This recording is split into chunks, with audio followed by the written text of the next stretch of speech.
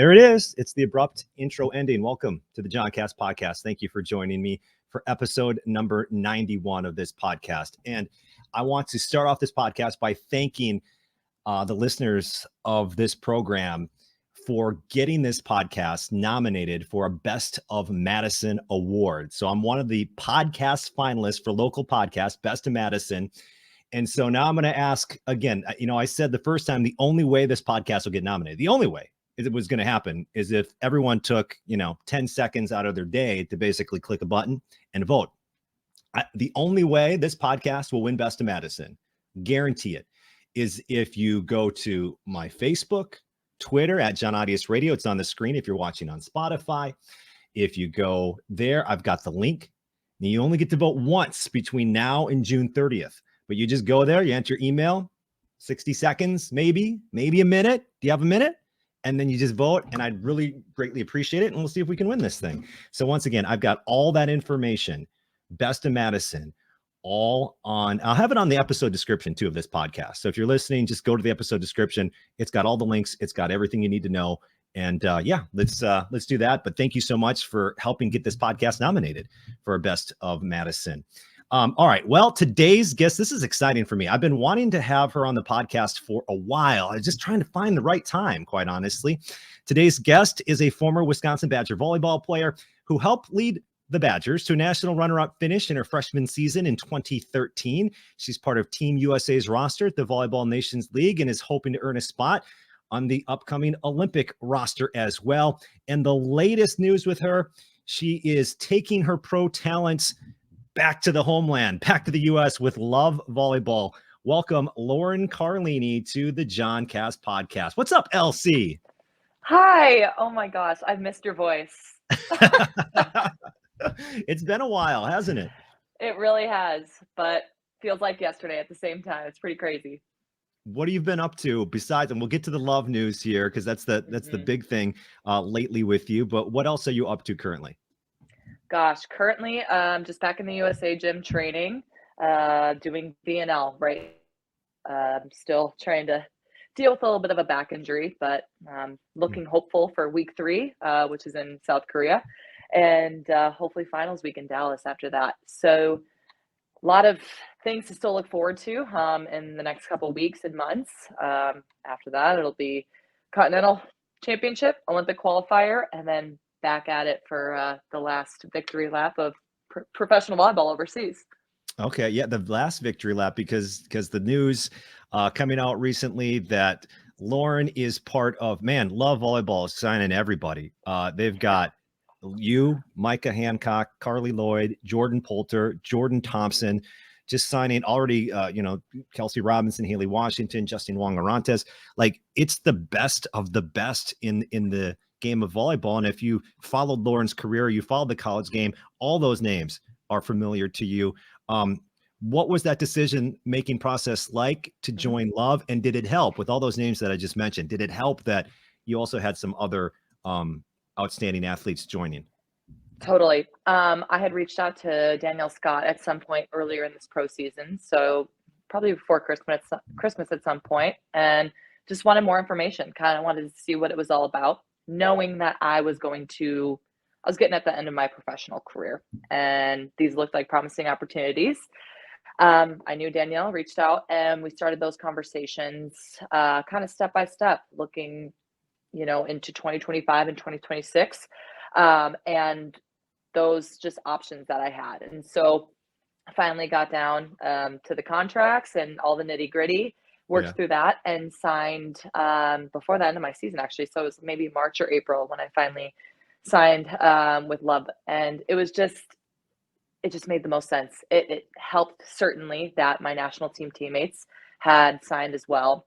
And just wanting to be a part of something from the ground up and help build it as well. It wasn't just something that we were going to throw together the last second and make some money. This was more about how do we help grow the game of volleyball from the ground up, make it sustainable, and make it to where it's a powerful community of our national team players. And then we're also bringing people in from the college level, and just, again, learning all together what this new professional, environment's going to be like in the States. So I'm excited. I'm really pumped to be on board with all this and just working it from the ground up.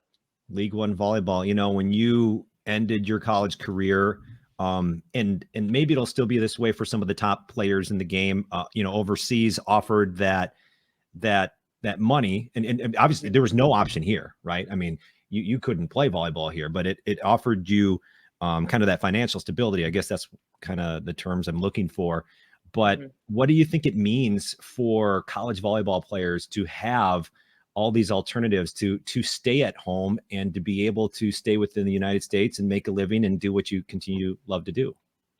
Totally. And again, this isn't going to happen overnight. Like, they haven't even built this grassroots idea from last year. This has been years in the making. And so we know it's not going to be an easy process, but I think knowing that we have the right people on board, both at the playing level and the management level, that's where I have a lot of faith in this league.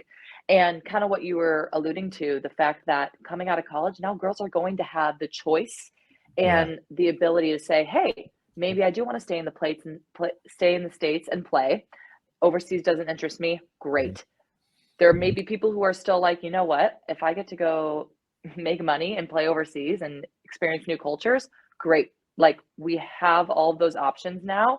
And I think it's just awesome. Like, I was telling Dennis, if someone had told me that I'm doing this 2 years ago, no way would I have even believed them, because I didn't know that any of this was even in the works. And so, just being able to kind of put the little ribbon on the professional career overseas and then start this right after Paris, and the inaugural season of League One Volleyball. It's going to be awesome. I'm so excited to play at home in front of friends and family. I'm so excited to see the formats, hear all the teams once those final teams, a couple left, get finalized. I know Salt Lake just got a team right after Madison did, joining two other cities.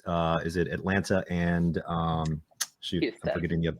Houston, thank you. Yes. Atlanta and Houston. So 4 right now, and Caitlin Gow, the CEO, one of the co-founders, told us, they're going to get 6 in that first year. But I'm excited just to see what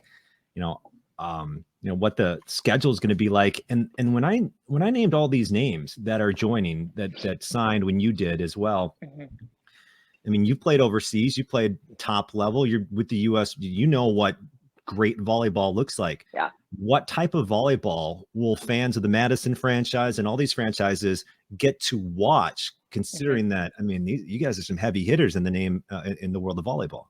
Yeah, I think it'll be a great mixture of both bringing our professional experience and also the college game together, which I think could be a beautiful thing. In college, it's all about culture and the players up and really just learning how to become a full. Whereas professionally, some of us are hardened a little, gone through a lot of things over, and of course grown our games and are more experienced. And so kind of that aspect built in with the side of things and having that energy come in be a great mixture. And I'm excited to see how it goes as well. There's definitely going to be formats in terms of how matches are played, where there might be a couple different rules implemented. For example, in the Vienna this year, they're not doing challenges on the lines. It's just an automatic replay if it's a close ball. And it's one way to keep the game moving, keep it interesting for fans. And so there's also this added thing of drama and entertainment. So volleyball and entertainment coming together with both, newer girls and experienced players. It's going to be a thing of beauty. So when do you start looking for a place to stay in Madison? Is that sometime before? I'm joking, because come on, man, it's a match made in heaven. Lauren Carlini coming to the Madison franchise. Are you kidding me? It's got to happen. I'm not telling you to break any news or anything like that, but right. Obviously you had to have thought about that. Of course. It's a huge draw for me personally. There is no news to break. I will say that there's no breaking news or anything, but it would definitely make a lot of sense for marketing purposes, and for proximity of certain people. But no, I do know that Pete Waite is a realtor in Madison. I do know that. Would love to work Oh, with him in the future. So that's oh, what I'll say to that. that's right. Yes, yes. Good point. You could Talk contact Pete. about, yeah, full Yeah. circle. Yeah, wow. So you did mention as well, as far as the volleyball on the court, you mentioned your back. What happened and how is it feeling right now? And what's the process like to try to get it to feel better?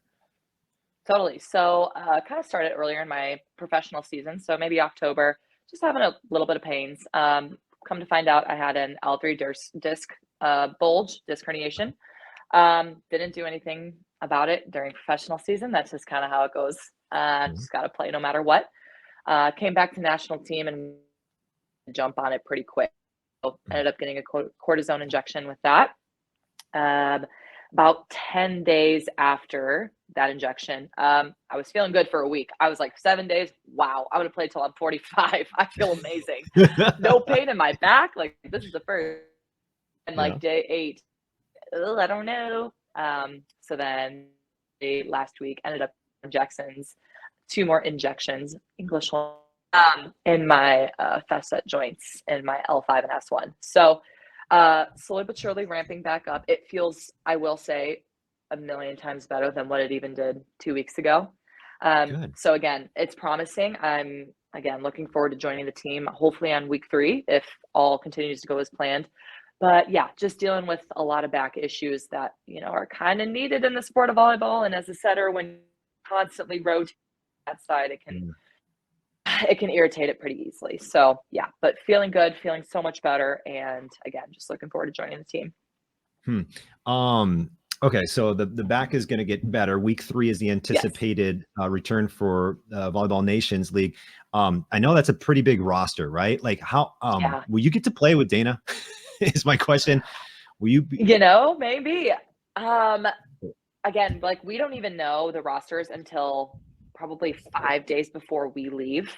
So we get Okay. maybe 3-4 days in the gym where we're all working together with like that group of travelers.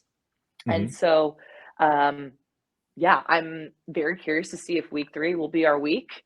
And as you know, Danielle Hart's also in the gym, and Yep. I've gotten to play with her a little bit too. It's just so great, like playing with fellow Badgers. We just get it. We have very similar backgrounds and like ideas of culture and how we communicate. So Yeah. it's also just been fun off the court sharing stories. And I'm gonna go kayaking with Danielle Hart in a couple days, Oh, as nice. like a sunset paddleboard kayak reminiscent of Lake Mendota. So Wow. You know what? That's a great time to go kayaking. I've never done that in Madison. I got to go do that right at the sunset. awesome. And of Yep, course, Danielle has all those ideas because she just of travels and course. like she should just travel after volleyball and just make like a travel blog or something. Oh my gosh, I know. I feel like her Instagram's already halfway there. I asked her, It get back is. in the gym on Monday, and we're all having, what did you do this weekend? Everyone's like, oh, went to the beach. Oh, yeah, I went and got some drinks. She's like, yeah, I went to Yosemite and we hiked and I, slept out in the van or like in the Jeep. I'm like, you did what? Yeah. Like, most of us would not think to do more physical activity or drive 6 hours to go to a national park. And she's here just loving it and eating it up. And I love her for it. Yeah. It's what fuels her, really, I guess at some level. Absolutely.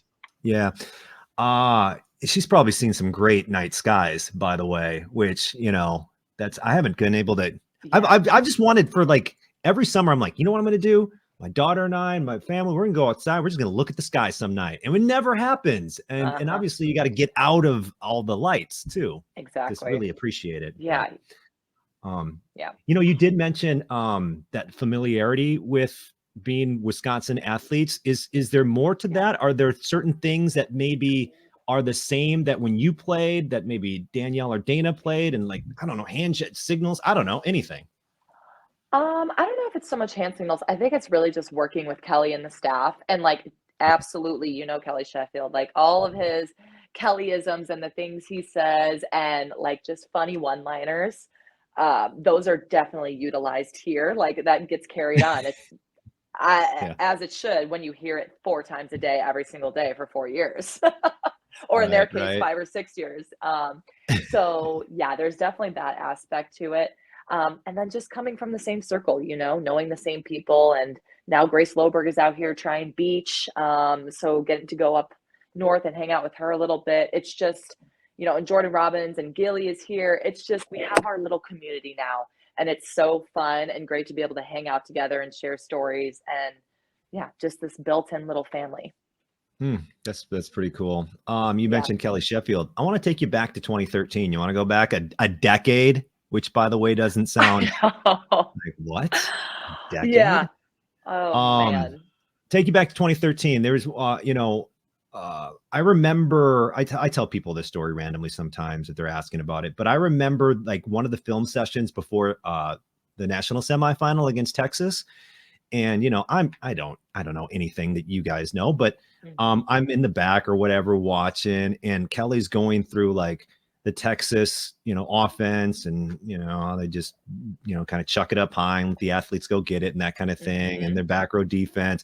And he's explaining what Wisconsin needs to do here and there. And as I'm watching it, Lauren, at that time, I'm like, okay, yeah, makes sense. I'm like, and when that was done, I said to myself, oh crap, I think Wisconsin can and or will beat Texas. Like I came out of there, and I'm not a player. I came out of there like, heck yeah, let's go. I'm ready. What do you remember that what I'm talking about, or at least some of the film sessions leading up? And was that confidence also there for the players? You just gave me goosebumps, literally.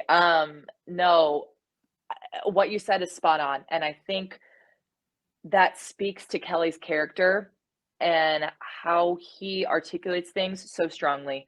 Because if someone who doesn't know a ton about volleyball can come out of a team meeting or a video session and believe and have that power inside and feel that, it's, oh my gosh, it's contagious. And I know the exact feeling because we had that too. Even a couple rounds prior, I want to say it was that season we were playing Florida State. It was the complete opposite. It was literally like target practice they were having on Florida. We walked out of there like, well, we're about to get pounded. Like, what was that about? Yeah. And learning quickly how that team responded and what we needed. Yeah. Kelly and the staff came into that Texas one and was like, listen, this is what we need to do. We know we can do this. We are one of the best defensive teams in the nation, if not the best. And this is what we're built to do. This is what we've been working for all season. And when you have that collective belief, the power is unstoppable. And just, the personalities that we had on that squad in that year, it's just no one and nothing was getting in our way during that Texas match. It was still one, if not my favorite match of all time to play in.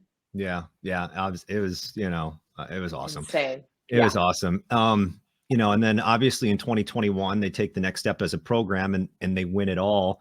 And I remember, final year is 2016, right? Where that final press conference after that heartbreaking loss, and Haley was like, they're gonna win, like we're gonna win, like it's just a matter of time.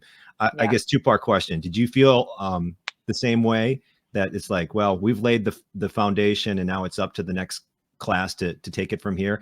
And then number two, where were you?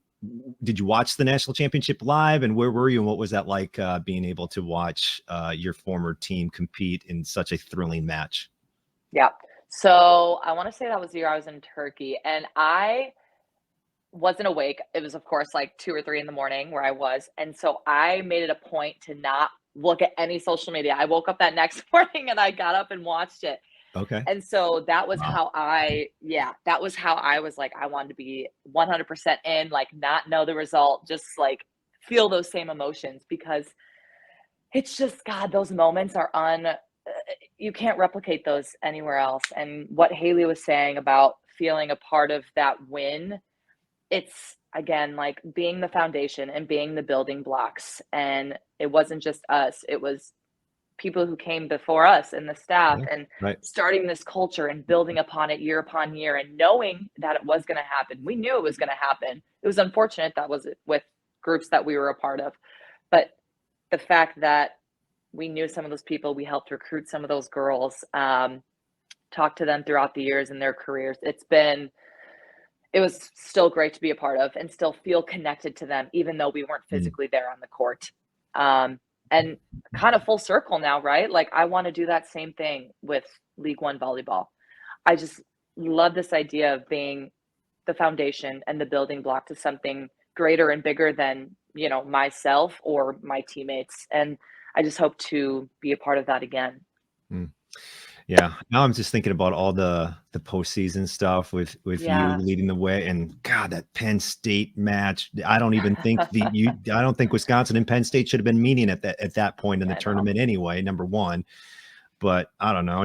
How often do you think about, because obviously you're moving forward. I'm looking in the rearview mirror. You are trying to get to the Olympics, you're looking forward. So I guess how often do you reminisce about past playing days? Yeah, I definitely still do. I'm a total volley nerd, right? So it's never going to be fully behind me. Like I'm definitely going to go back and think about those matches, and kind of reminisce. And we still talk about it. Our former Badgers, we all bring it up when we're together. And so it maybe doesn't hurt as much as it did in the moment, but there is still a little twinge of what if, or just some of those matches didn't fall our way. And it also kind of builds to the fire a little bit because I still want to be a part of something great and I still want to win an Olympic gold medal. And all those little things along the way have driven me to where I am and where I still want to go and hopefully where I'll be. So yeah, that's the idea and that's the plan. All right. Bigger picture question. Cause you mentioned obviously still your goal is to win a gold medal at the Olympics. And if I'm not mistaken, that's something that you've had on your mind since you were a little girl, right? Tell me, there's did you have like a poster or a drawing or something above your Yeah. So it's the USA, like the Olympic flag above my bed. Yeah. So you've been thinking about this. So I guess my bigger question is, from a very young age, you knew something you wanted to accomplish, which you are still set out on doing, and you've been very successful at it. Like, I don't know, you got any tips for anybody else out there who wants to? You obviously set a goal, you're working toward it, and you have accomplished so much along the way that you probably didn't even think that you were going to do. I don't know, give some life advice to somebody listening to this podcast right now and wants to accomplish something like that. I think when I was younger, especially, I was always so results oriented, and I still am to an extent. But as I'm getting older and more experienced in this sport, I've truly realized that, like, it's so cliche, but like the journey and the people you meet along the way are more valuable than any medal or any result that you get. The character that you have and the work ethic that you bring every single day, that's what people are going to remember you as, especially your teammates. And so that has meant a lot to me throughout my career, is just like, be the hardest worker in the room. I don't want anyone to ever say that I took a day off or I took a play off. And so I think integrating to real life, it's like, give it your all, because even if you end up on the short end of things, you don't want to be walking out saying, oh, I regret not doing this, or I could have done more. I walked out of Wisconsin and I knew that I did everything I possibly could. And so I don't have any regrets, which is a powerful thing to move forward with. So yeah, I would say that's big. And then just follow your passion and like follow your heart. I've said this before a lot, and I haven't changed my tone. It's just, even if it's not going to make you the most money or it's not really popular amongst your group of friends, if you're passionate about it and you want to do it, go try it. Go take a class on it. Go learn more about it, and like be just a sponge and like soak in information. I've heard this before. It's like, it's not about who you know, or it's not about what you know, it's about who you know. And so reaching out and making connections and not feeling like nervous or weird to make those connections. It's just go and have a conversation. People are more willing to share than they, let on, or what their face shows. It's just people want to share their story. And if you're willing to listen, I bet you're going to have pretty good things come out of that. Give it your all those times. No regrets. You don't want to look back and say you didn't give it 100%. Those types of mindsets. Where did you get that mindset from, and how do you maintain it for so long? Because there are people who might say, I've given it my all for like 5 years straight. I'm tired. I don't want to give it my all right now. How do you overcome that? And where did you get that from to even have it during your career? It is really hard. The day-to-day grind, it does get to you. And I think a big part of that is you're not going to be 100% every day. Mhm. But even if you're only feeling 70%, can you give 100% of that 70% that you have to give? Mhm. If you can do that, that's just mind over matter at that point. And I think you're giving yourself power if you allow yourself to work as hard as you can, given how much you have to truly give. Um, so I think that's number one. Number two, where I got it from, I think my club playing at Sports Performance for 11 years and pretty much not ever getting a break and grinding it out. I mean, we would practice, we would have tournaments on the weekend, we would practice 4 days a week. So we would have one day off if we chose. Most of the time, girls came in, we had this culture of like, you are not going to outwork me. You are not going to be in the gym more than I am. You're going to see me in there working harder than you and doing more reps. And so I think that's kind of where it all started and bloomed. And then as I got to college and started working with Kelly, he just ingrains that in us and like outworking people and outgrinding people. That was huge that first year. And that's the only reason truly why we made it that far to a national championship match. Is just outworking people and grinding it out. So I would say those are the two main things with that. I like the perspective of if you only have 70% today. It reminded me when you said that, it kind of reminded me of Anchorman. 60% of the time it works every time. I don't know. That quote might be old for somebody right now, but it makes sense to me that some days you're not at 100. And I've never thought about it from the perspective of, okay, maybe I'm at 60 or 75, but can I give all of what I have? And I think that's an interesting mindset to have about whatever you're trying to pursue, because many times I think, at least I can speak for myself, like if I feel like I don't have 100% today, I might clock in at 70, I'm not giving it the 100% of the 75 because I'm like already in this mindset that it's not there today. Yeah. So that's and it's not cool. easy. It's not easy, right? But it's again, it's like, am I challenging myself and am I making myself better every day? All right. Let's see. What else did I have for you, Lauren? Let's see here. Oh, you know what? I wanted to ask you real quick before I get to random question time, and then we can wrap this up. NIL. I'm curious to hear your thoughts on it, because this is something that you never got to experience as a student athlete in college. Is this name, image, likeness, where athletes can, basically, if you're a volleyball player, you can run camps and get paid. You can sign your autograph and get paid at a signing or something like that. What do you think of that for the players nowadays? And is that something that you think you would have taken advantage of, or were you just so laser focused that it's just like, I don't want to deal with other crap? If I'm being honest, I think I probably would have taken advantage of it if I was in school. Do I like it? Not necessarily, being honest. I think that, at least in my mind, and I'm looking at it from a very from my own eyes and in my situation, to me, it maybe takes away from the, I don't know, innocence of the sport, or just playing college sports and going in, grinding it out, earning a degree. If you're on scholarship, you're getting free school, which is huge. A lot of people don't get the opportunity or the chance to do that. And so we're taking that, and you're coming out at zero at the end of school, if not making a little bit of money, depending on your payments that you get each month. And now they're having the chance to make money on top of that. And I'm not saying that's a bad thing. I think it's great that they're having opportunities. I just think now it has a lot to do with recruiting. That plays a huge factor. Okay, what do schools have to offer? What type of connections do they have? Yes, it does come down to the person and the player. Bigger schools, though, are going to have bigger audiences to play to, more likely to get these deals. So there is that disparity and that unfairness in a sense. And yeah, I just don't think everyone is on as equal footing as they were maybe a couple of years ago in NCAA sports. Interesting. This got me thinking as well, since things have changed in college athletics in a couple of different fronts. Transferring nowadays, and some people love the fact that players can move freely and the next year playing with somebody else. Some are more old school and like it the way it was. Me personally, Wisconsin, we just got Carter Booth from Minnesota. I mean, there are advantages, right? Like you're gonna take some of these transfers and it's gonna be a good thing. So obviously it works for the Wisconsins of the world. Where do you fall on the whole transfer portal situation where everybody can just jump in when they're ready to move on? I think it's very situational for me. I don't see a problem with people transferring if there's issues with coaching staff or something went wrong, a coach leaves.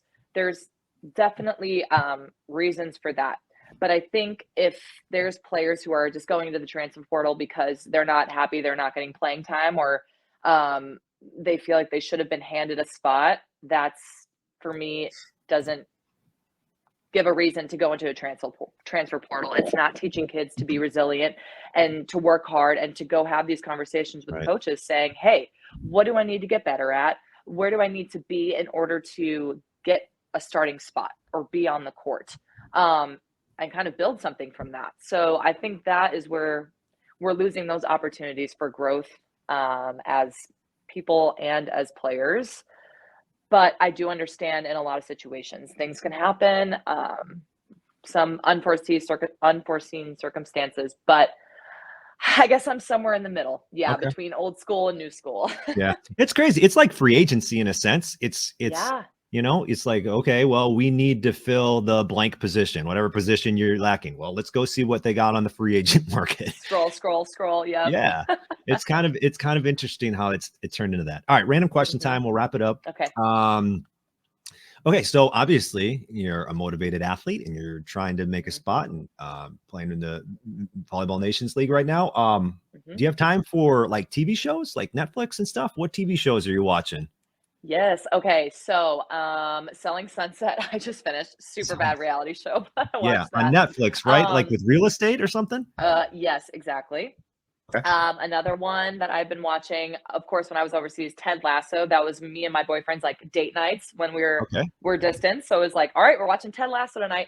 I haven't watched the finale. No one spoil it for me. So I still got one more episode to go on that. Shrinking on Apple TV also.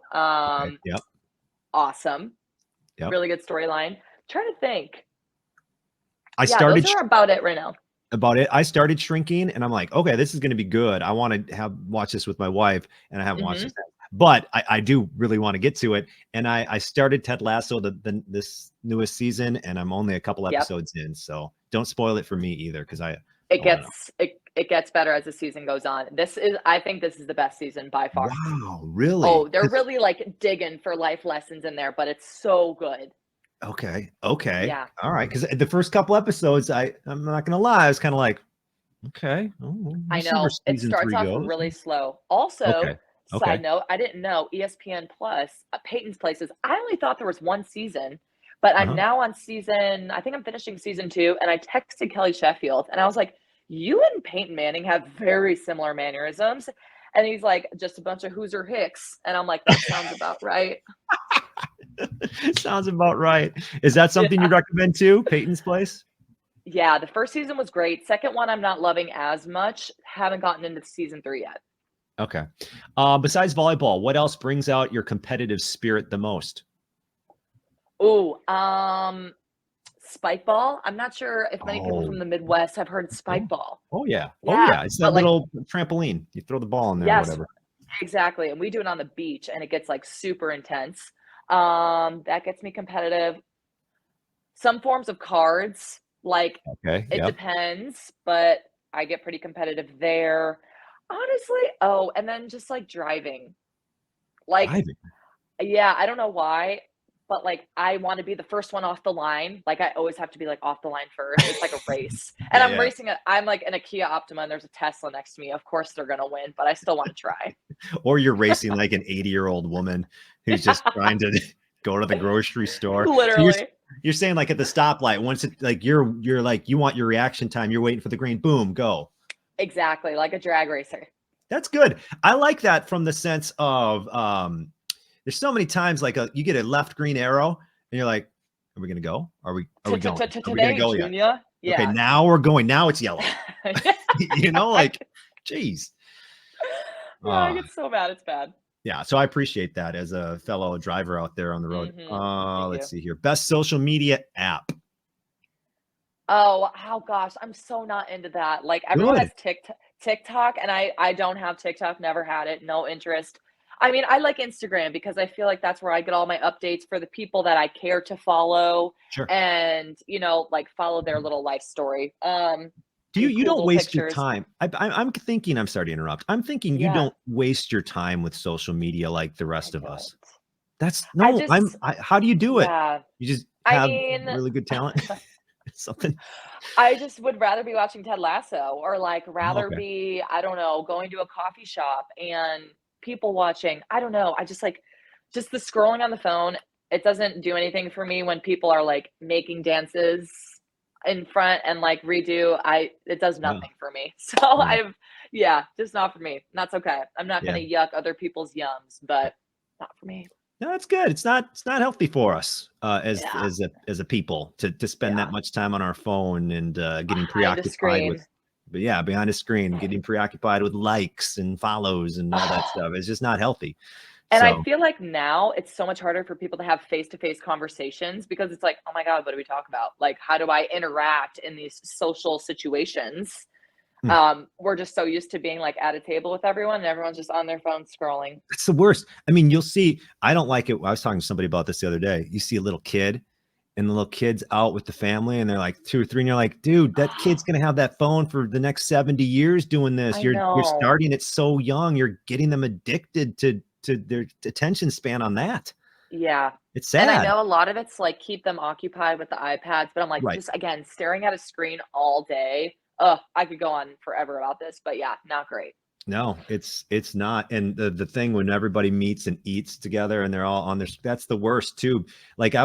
I'm reading this book on the brain or something, and they talk about even the presence of a cell phone at a dinner table, like just it's out, is people, in studies, people rate their level of satisfaction with that encounter lower, Yeah. even if nobody touches it, even if it's just there.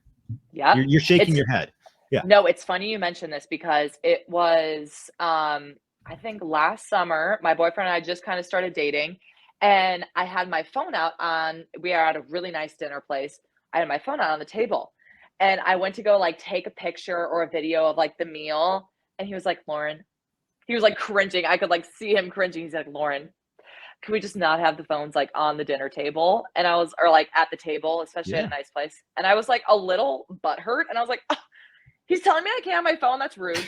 And then we had a conversation about it later, and he's like, it's just like it takes away from like the attention, like one Yeah. on one and having good conversation. Like, even if you're not touching it, you're still thinking about it And he's 100% right. unconsciously. And he's Yeah. right. And so now there's a rule like, whenever we go to nice dinners or like, nothing super casual, phones away, not even on the table, out of sight, out of mind. Yeah. I tell people this sometimes because I haven't done it since, but one time, went out to dinner with family and friends and Hmm. I forgot my phone.